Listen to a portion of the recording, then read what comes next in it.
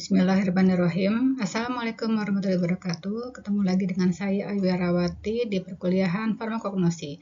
Pada hari ini kita akan mempelajari tentang senyawa alkaloid. Yang kita pelajari adalah tentang definisi alkaloid, kemudian sumber alkaloid, penggolongan alkaloid, dan tumbuhan penghasil alkaloid. Sebelumnya kita harus mengetahui apa itu definisi alkaloid. Kita sudah tahu bahwa alkaloid itu merupakan suatu senyawa metabolit sekunder yang dihasilkan oleh tumbuhan, yang merupakan hasil metabolisme sekunder dari tanaman tersebut. Jadi, alkaloid itu merupakan kelompok besar senyawa organik alami. Dia mengandung atom nitrogen. Atom nitrogennya itu terikat dalam cincin heterosiklik. Nah, adanya atom nitrogen pada cincin heterosiklik itu yang menyebabkan alkaloid itu menjadi bersifat alkali atau basa. Nah, alkaloid ini dia sendiri karena dia merupakan suatu basa, maka dia dapat berikatan dengan asam yang kemudian membentuk reaksi garam. Kemudian sebelum melanjutkan, kita review lagi tentang sejarah alkaloid. Jadi, tahun 1780 itu ada seorang ahli kimia dan apoteker asal Prancis yang bernama Charles de Rosne. Charles de Rosne ini meneliti alkaloid dari tanaman opium, Papaver somniferum ya. Dia mengisolasi alkaloid dari tanaman tersebut, kemudian menemukan garam de Rosne. Kemudian garam itu sekarang dikenal sebagai narkotin atau noscapin. Selanjutnya ada ahli kimia Jerman dan seorang apoteker yang bernama Frederick Wilhelm Adam Sertuner. Dia dikenal sebagai pencipta morfin. Efek dari morfin itu, opium itu, dia selain menghilangkan nyeri juga menimbulkan kantuk. Karena Sertuner adalah orang pertama yang mengisolasi, ia disebut senyawa itu sebagai morfium. Berdasarkan dari nama dewa mimpi Yunani yaitu Morpheus. Jadi penemuan si Sertuner ini merupakan awal perkembangan ilmu farmasi dan kimia organik pada abad ke-19, khususnya tentang alkaloid tumbuhan. Manfaat alkaloid sendiri pada tumbuhan, untuk tumbuhan sendiri ya, kenapa dia ada? Pertama itu dia sebagai mekanisme pertahanan diri. Jadi si alkaloid ini membuat herbivora dan serangga itu enggan memakan tumbuhan tersebut. Misalnya rasa pahit dari alkaloid nikotin, ya nikotina tabakum, atau rasa dari capsaicin, ya. Jadi rasa pahit dan toksik tersebut membuat herbivora dan serangga itu enggan memakan tumbuhan tersebut. Kemudian alkaloid juga memiliki aktivitas antimikroba yang melindungi tumbuhan tersebut dari serangan jamur, bakteri, dan patogen lainnya. Misalnya berberin. Ya, berberin itu memiliki khasiat antibakteri. Kemudian alkaloid juga mempengaruhi regulasi enzim dan jalur metabolisme. Ya, jadi dia mengatur pertumbuhan dan adaptasi terhadap lingkungan. Kemudian alkaloid juga dapat mempengaruhi tumbuhan lain di sekitarnya. Ya, sebagai kompetisi alelopati. Jadi dia menghambat pertumbuhan tumbuhan lain yang berada di sekitarnya, tumbuhan pesaing. Jadi persaingan untuk memperebutkan sinar matahari atau air jadi berkurang karena di sekitar tumbuhan tersebut tidak ada saingan. Kemudian juga dapat sebagai senyawa pelindung terhadap tekanan lingkungan tertentu, ya, untuk adaptasi terhadap stres lingkungan. Alkaloid itu tidak hanya terdapat pada tumbuhan, tapi ada juga hewan, mikroorganisme, atau organisme laut yang menghasilkan alkaloid, tapi memang paling banyak terdapat pada tumbuhan. Misalnya pada famili Solanaceae, ya, seperti contohnya ada Nicotina tabakum. Famili Papaveraceae, ya, Papaver somniferum yang menghasilkan morfin, kodein, dan papaverin. Kemudian famili Rubiaceae dari Cephalis pequanha. Ya, kemudian ada Erythrosilaceae. Contohnya adalah si erythrocylon kokain ya yang dihasilkan. Kemudian Fabaceae atau Leguminosae itu merupakan polong-polongan. Contohnya adalah kacang fava. Untuk hewan sendiri ada katak panah beracun dari famili Dendrobatidae yang mengandung alkaloid batracotoksin. Kemudian mikroorganisme, ini contoh yang sering kita gunakan ya untuk sebagai obat migrain ya, ergotamin dari alkaloid ergot yang diproduksi oleh jamur Claviceps purpurea. Kemudian organisme laut juga menghasilkan alkaloid, yaitu halicondrin, diisolasi dari hewan laut Halicondria. Pada tumbuhan, alkaloid itu terdapat dalam daun, biji, kulit batang, akar, dan buah. Daun contohnya di daun kokain, di daun Erythrocylum coca menghasilkan kokain, di dalam daun tembakau, Nicotiana tabacum menghasilkan nikotin. Kemudian biji contohnya biji Strychnos vomica menghasilkan alkaloid strychnine. Kemudian kopi, biji kopi atau Coffea arabica menghasilkan alkaloid kafein. Kemudian untuk kulit batang, pohon kina. Pohon kina itu kulit batangnya yang diambil digunakan sebagai obat anti malaria. Kemudian akar dari Rauwolfia serpentina menghasilkan reserpin untuk antihipertensi. Kemudian ada juga akar Atropa belladonna yang menghasilkan atropin.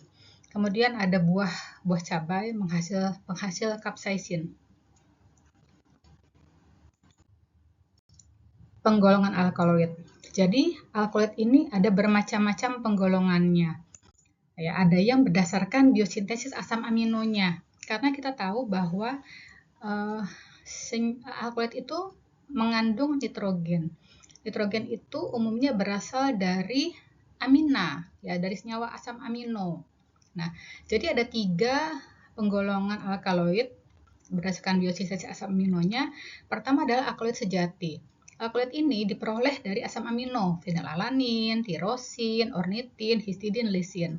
Dia mengandung atom nitrogen dalam strukturnya. Contohnya adalah si kokain, morfin, kina. Kemudian ada protoalkaloid. Dia berasal dari asam amino, tapi tadi dia tidak berbentuk cincin heterosiklik.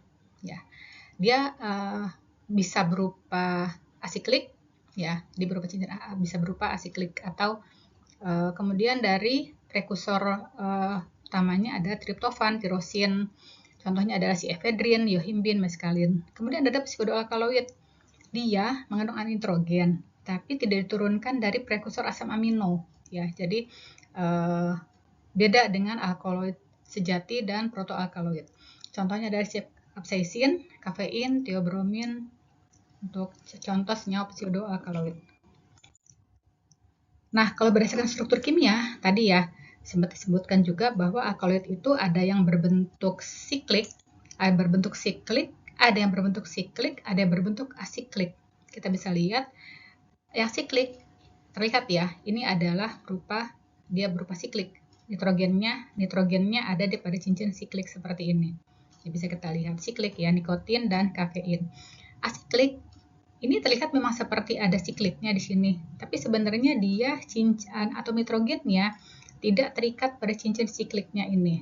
Ya, nitrogennya tidak terikat pada cincin sikliknya. Jadi dia disebut sebagai alkaloid asiklik. Kalau misalnya nitrogennya terikat pada cincin siklik, maka dia disebut sebagai alkaloid siklik. Kemudian berdasarkan struktur kimia inti. Ya, jadi intinya ada bermacam-macam inti dan alkaloid. Sebenarnya penggolongannya ada banyak, cuma di sini Ibu hanya mengambil 8 saja, yaitu alkaloid indol, quinolin, isoquinolin, piridin, piperidin, imidazol, purin, dan tropan. Apa sih bedanya? Berdasarkan strukturnya. Misalnya ini alkaloid indol.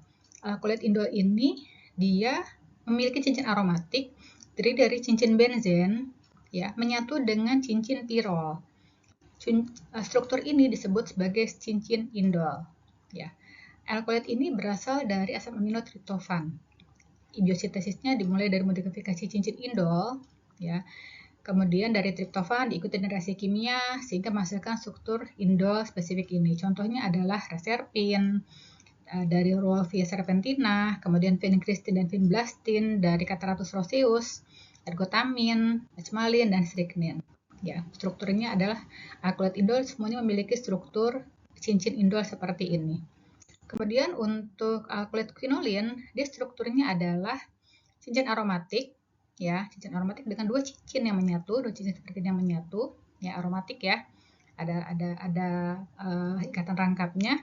Kemudian yang satu berupa cincin benzen, yang lainnya adalah cincin yang mengandung nitrogen. Struktur ini disebut sebagai cincin quinolin. Struktur ini ditemukan pada keluarga Rubiaceae, Rutaceae. Contohnya adalah sikinin dan kinidin. Kemudian tadi ada quinolin, sekarang ada alkaloid isoquinolin. Sebenarnya strukturnya kalau kita lihat tidak jauh berbeda dengan yang tadi. Bedanya adalah kalau tadi quinolin N-nya ada di sini, ya. Kalau misalnya isoquinolin N-nya ada di sini, di 23, ya. Sama ya, dia adalah ada benzen dan ada struktur yang mengandung nitrogennya. Disebut sebagai cincin isoquinolin. Contohnya adalah morfin dan kodein.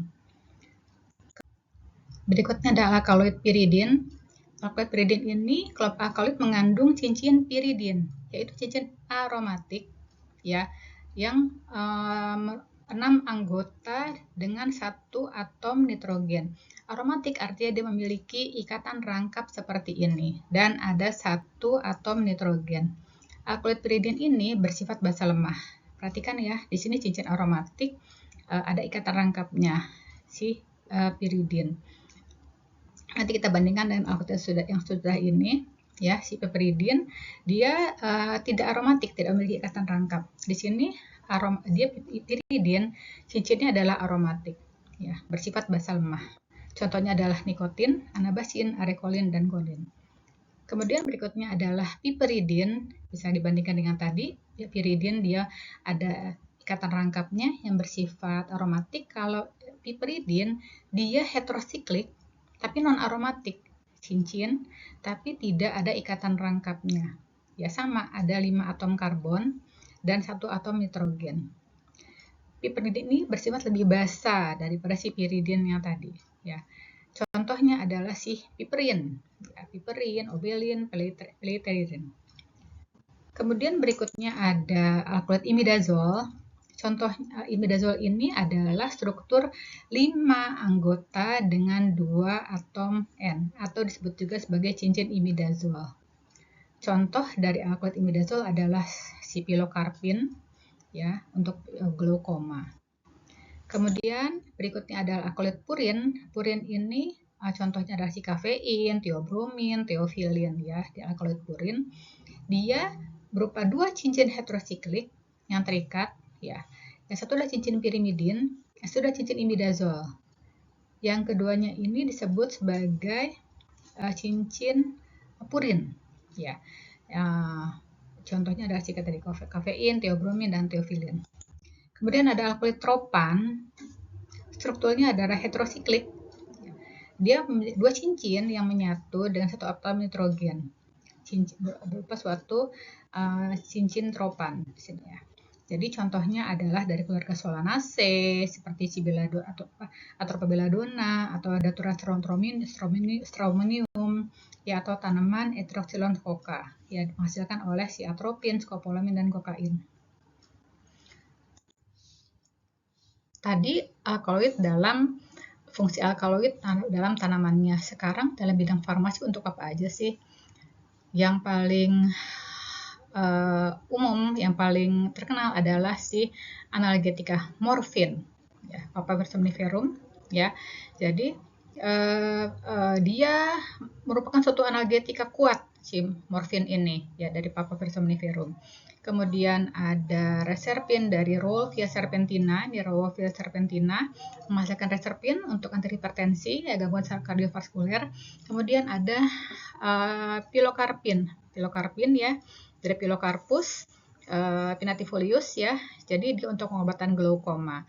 Kemudian ada Cinchona succirubra yang memiliki khasiat anti malaria.